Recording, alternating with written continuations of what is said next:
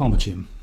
Iran just struck Palmachim Air Base. Not Nevatim, where the Nasrallah missile destroyed the hangar and 3 F-35s in a previous wave. Not Hatzarim or Ramon or any of the Israeli air bases whose names have appeared in Iranian targeting claims across 27 days of this conflict. Palmachim, the base that Israel does not officially discuss, the base that does not appear on civilian maps, the base whose existence is acknowledged only in the most oblique official language, and whose capabilities are described nowhere in any public document that the Israeli government has approved. Iran hit it with Sejil missiles, the Sejil, Iran's most advanced solid-fuel ballistic missile. Not the liquid fuel systems that require hours of preparation, and whose launch signature gives Israeli satellites time to detect the fueling operation before the launch occurs. Solid fuel, stored ready to fire. The launch vehicle drives to position. The missile elevates. 10 minutes from movement to launch. No fueling signature, no preparation window, no early warning from the pre-launch activity that liquid fuel missiles produce. The Sejil is the missile that was designed specifically to eliminate the early warning advantage that detection of launch preparation provides. And the runway that the Sejil hit at Palmachim is not a runway that lands civilian aircraft. It is the runway that launches the aircraft whose payloads Israel has never officially described. The runway adjacent to the facilities that satellite imagery analysts have spent decades examining, and that every serious intelligence assessment of Israeli military capability references when it discusses the specific weapons that Israel maintains but never acknowledges. The runway at the base that is the operational home of the capabilities that Israel's doctrine of nuclear ambiguity was specifically designed to protect. Iran hit that runway, with the missile designed to arrive without warning. Stay with me. Because what Iran's Sejil missiles striking Palmachim Air Base and destroying the runway that serves Israel's most classified military capabilities means what it documents about the specific targeting intelligence that found a base Israel does not officially discuss. What it reveals about the Sejil's operational debut against the specific target category that required solid fuel capability to reach without warning. And what it means when the warhead that lands at Palmachim is not landing at a target that can be described in the public vocabulary of this conflict is the story that the base that has no official name and the missile designed to arrive without warning together produce the most classified Israeli base, the most capable Iranian solid fuel missile, on the same morning. Before we continue, a quick note. Many of the events we cover on this channel follow recurring patterns: economic stress, geopolitical escalation, and systemic shocks. While researching these patterns, I created a detailed report called the Global Crisis Survival Guide, where I break down the warning signals that often appear before major global disruptions and practical strategies for navigating them. If you're interested in reading the full report, you'll find it linked in the description below. Now let's continue with today's analysis. Let's start with what Palmachim actually is. Because the specific description of a base as secret or classified understates what Palmachim is and why Iran striking it is categorically different from Iran striking any other Israeli military installation. Palmachim Air Base sits on the Mediterranean coast, approximately 15 kilometers south of Tel Aviv, in the region of Rishon LeZion. Its existence is not secret. Satellite imagery makes it visible to anyone with internet access. What is secret is what happens there. What is officially unacknowledged is the specific program whose operational infrastructure sits within the base's perimeter and whose runway serves aircraft and launch vehicles that the Israeli government has never publicly described. Palmachim is the operational home of the Jericho ballistic missile program. The Jericho 3, Israel's most capable strategic ballistic missile, whose range, payload, and guidance specifications are classified at the highest level of Israeli military secrecy. The missile that analysts assess as Israel's primary nuclear delivery vehicle. The missile that represents the specific operational capability that Israel's nuclear ambiguity policy protects by never confirming what it carries or what it targets. Palmachim is also the launch site for Israeli satellite launches. The Shavit rocket that places Israeli reconnaissance satellites into orbit launches from Palmachim. Those satellites, the Ofek series, the most capable Israeli space-based intelligence assets, are launched into retrograde orbits from Palmachim specifically because the retrograde trajectory avoids overflying Arab countries during the ascent phase. And Palmachim hosts F-35I Adir operations, the stealth aircraft that has been the primary platform for Israeli strikes deep into Iranian territory. The aircraft that carries the precision-guided munitions that have been hitting hardened Iranian targets. The aircraft whose loss at Nevatim reduced Israel's deep strike capability and whose presence at Palmachim makes the base a dual-function facility, strategic weapon storage and advanced strike aircraft operations simultaneously. Iran hit the runway that serves all of this, Let's talk about the Sagil specifically and why its use against Palmachim is the specific weapon-target combination that represents the most significant single escalation in Iranian targeting doctrine this conflict has produced. The Sagil, the name means baked clay in Arabic, referencing the stones that, according to Islamic tradition, were thrown at the Army of the Elephant, is Iran's most advanced solid-fuel medium-range ballistic missile. Range approximately 2,000 kilometers, sufficient to reach any target in Israel from western Iranian territory with significant margin. Payload, approximately 750 kilograms. Maneuvering re-entry vehicle capability, the terminal phase guidance that makes intercept geometry complex. The critical operational characteristic of the Sagil that distinguishes it from every other Iranian ballistic missile is its solid fuel. All previous Iranian ballistic missiles fired in significant numbers during this conflict. The Shahab variants, the Ahmed, the Ghadr, the Khorramshahr, even the Khaybar-Shikan, are liquid fuel systems. Liquid fuel missiles require a fueling operation before launch. The fueling operation takes time, hours for some systems. The fueling operation requires the launch vehicle to remain stationary during fueling. The fueling operation produces a specific infrared and electromagnetic signature that American and Israeli satellites detect and track. The detection of a fueling operation provides warning time, not just of the launch, of the preparation for the launch. Israeli targeting aircraft can be vectored toward the launch vehicle during the fueling window. The launch can potentially be preempted. The warning that fueling detection provides has been a structural advantage for Israeli air defense throughout this conflict's ballistic missile exchanges. The Sagil eliminates that advantage. A solid fuel missile stored ready to launch can be fired from a mobile launcher that drives to a firing position, elevates and launches in approximately 10 minutes. There is no fueling window. There is no extended preparation signature. There is no preemption window between detection of launch preparation and the launch itself. The Sagil launches from alert status. The first Israeli radar detection of a Sagil is the detection of the launch itself. The first warning of a Sagil strike is the missile in the air, not the missile being prepared, the missile airborne, against a base that Israel does not officially describe in the time window that a solid fuel missile provides.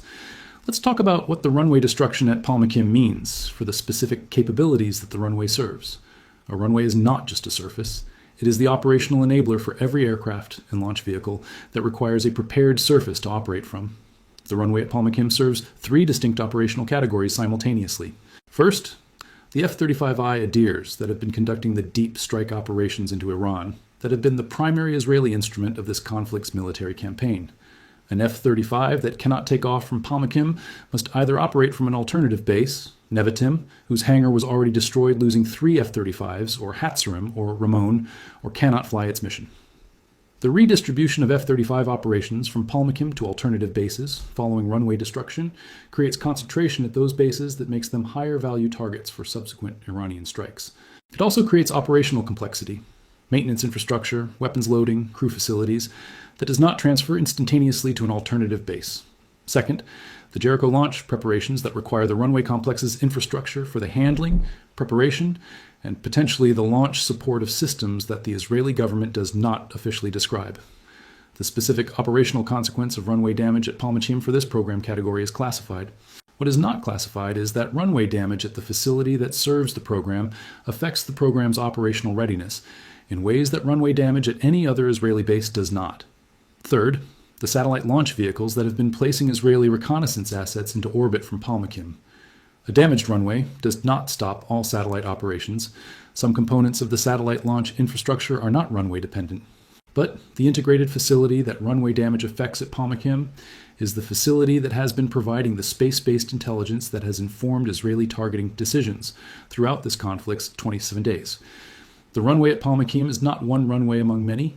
It is the runway that serves the most consequential intersection of Israeli military capabilities that exists at any single facility. Let's talk about the targeting intelligence that found Palmachim. Because finding a base that Israel does not officially describe in operational terms requires a specific category of intelligence that explains both how Iran targeted it and what the ability to target it reveals about what Iran knows about Israel's military architecture. Palmachim is visible from space. The base's physical location is not secret. The runway is visible on commercial satellite imagery. The physical dimensions of the facility, the hangars, the launch complex, the runway orientation, are documentable from open source imagery. The base exists. Its location is known. What is not publicly known is the operational schedule. When are F-35s on the runway? When are launch vehicles being moved? When are the specific high-value assets that make striking Palmachim consequential rather than symbolic present at the base, and configurations that make a strike operationally valuable rather than merely symbolic? Hitting an empty runway damages infrastructure. Hitting a runway when F-35s are on it, or adjacent to it, or when launch vehicle operations are underway, hits the capability the infrastructure enables. The Sejil's 10-minute launch window means Iran could not have been reacting to a specific observed activity at Palmachim. The preparation time for a Sejil strike is not sufficient to react to real-time imagery of base activity. The Sejil strike on Palmachim required either standing orders to strike the base regardless of observed activity, accepting that the strike's operational value would vary based on what was present at the moment of impact, or prepositioned intelligence about the operational schedule that allowed the strike to be planned for a window when high-value assets were likely to be present. Both options are alarming in different ways. Standing orders to strike Palmachim regardless of activity means Iran has moved past the restraint threshold that kept Israel's most sensitive strategic base outside the declared target set across 27 days of this conflict. Prepositioned operational schedule intelligence means Iran has penetration of Israeli operational security at the facility level of the most sensitive base Israel operates. The targeting intelligence debate is happening in Israeli security circles in real time. The Sejil hit the runway. Something about the targeting was precise enough to hit the specific area that maximized operational consequence. The explanation for that precision is either systematic or contingent. Either Iran has intelligence that provides operational schedule access to Palmachim, or Iran has struck with sufficient persistence and precision against a known facility location that the hit was the outcome of targeting consistency rather than targeting intelligence. The investigation into which explanation is correct is the most classified inquiry Israel is conducting today. Let's talk about the operational response options available to Israel after Palmachim's runway is struck. Because the response to a strike on the most sensitive military installation in the Israeli order of battle has specific parameters that a strike on a conventional airbase does not have. Option 1, operational continuity from alternative facilities. The F-35 operations that were staged from Palmachim redistribute to Nevatim, already partially degraded, Hatzerim, Ramon, and any other facilities with runway capacity and F-35 support infrastructure. This is the immediate operational response. It maintains the strike capability at reduced operational efficiency while Palmachim's runway is assessed and repaired. Option 2, accelerated targeting of the Sejil launch infrastructure. The Sejil that struck Palmachim was fired from a mobile launcher that drove to a firing position, launched, and drove away. Finding and destroying mobile launchers is the hardest targeting problem in modern air warfare. The Israeli Air Force has been working this problem across 27 days of this conflict against Iran's entire mobile launcher inventory. The specific launcher that fired the Sejil at Palmachim is somewhere in western Iran, having driven away from its launch position. Finding it requires persistent surveillance coverage of a mobile target in a country of 6 million square kilometers. Option 3, asymmetric escalation. The strike on Palmachim is the most significant single Iranian strike on Israeli strategic infrastructure since this conflict began. The escalation response to a strike on the facility associated with Israel's strategic deterrent program has parameters that the escalation responses to strikes on conventional air bases do not have. Those parameters are not publicly articulated. They exist in the classified doctrine that governs how Israel responds to threats to the capabilities that its nuclear ambiguity policy protects. The response option that Israel selects after Palmachim will tell the world something about those classified parameters that the world did not know before Palmachim was struck. Let's talk about what the international community is processing from Palmachim being struck and from the specific capabilities that Palmachim serves. The IAEA Director General issued a nuclear safety statement about Dimona when Iranian missiles hit the city near Israel's nuclear research center. The Dimona statement was about a nuclear facility being near a strike zone. Palmachim is different. Palmachim is not near a strategic capability. Palmachim is the operational facility for the capability. The international community's processing of Palmachim being struck runs through the specific lens of escalation toward consequences that the word nuclear generates in every government's risk assessment architecture. The IAEA does not inspect Palmachim. The IAEA has no monitoring presence at Palmachim. The IAEA's nuclear restraint call after Dimona does not extend to Palmachim in any formal monitoring sense. But the governments that received the IAEA's Dimona statement are this morning receiving reporting that Iran has struck Palmachim with the Sejil, Iran's most capable solid fuel missile, and that the runway has been damaged at the facility that intelligence assessments describe as serving Israel's primary nuclear delivery vehicle program. Russia's foreign minister, Sergei Lavrov, issued an emergency communication within hours of the Palmachim strike reports describing the attack as an extremely dangerous escalation and calling for immediate ceasefire with specific urgency, that Russia has not previously employed in this conflict. Russia's specific alarm about Palmachim reflects Russian intelligence's assessment of what the facility serves and what damage to it represents on the escalation ladder that nuclear doctrine describes. China's response was the convening of an emergency communication to all permanent UN Security Council members, describing the Palmachim situation as requiring immediate collective response, and calling for the implementation of China's nuclear verification ceasefire framework as the only available mechanism to prevent further escalation at the facility level. The 5-day power plant postponement's deadline is approaching. The Pakistani mediation is carrying messages. Iran's foreign minister has issued 5 conditions. The IRGC Navy commander is dead. 8 attacks hit Tel Aviv yesterday. And Palmachim's runway, the runway that serves Israel's most classified capabilities, is damaged by the missile that arrives without warning. The escalation ladder has reached the rung that produces emergency communications from Russia and Emergency Security Council convening from China. Let's talk about what the Sejil's arrival at Palmachim means for the Pakistani mediation that was simultaneously the most active diplomatic track since this conflict began. Pakistan confirmed it is relaying messages between the US and Iran. Pakistan said the US has agreed in principle to talks in Islamabad. Pakistan's foreign minister said his country has been facilitating indirect talks. The diplomatic track that was announced as active and proceeding on the same day that 8 attacks hit Tel Aviv is the same diplomatic track that is now processing the Sejil strike on Palmachim. The IRGC's operational objective, stated publicly, was to remove any hope of negotiation from the minds of the aggressors. Striking Palmachim with a Sejil on the day the Pakistani mediation is confirmed is either the most direct possible implementation of that stated objective or the most counterproductive single military action Iran could have taken on the day when the diplomatic track was at its most active.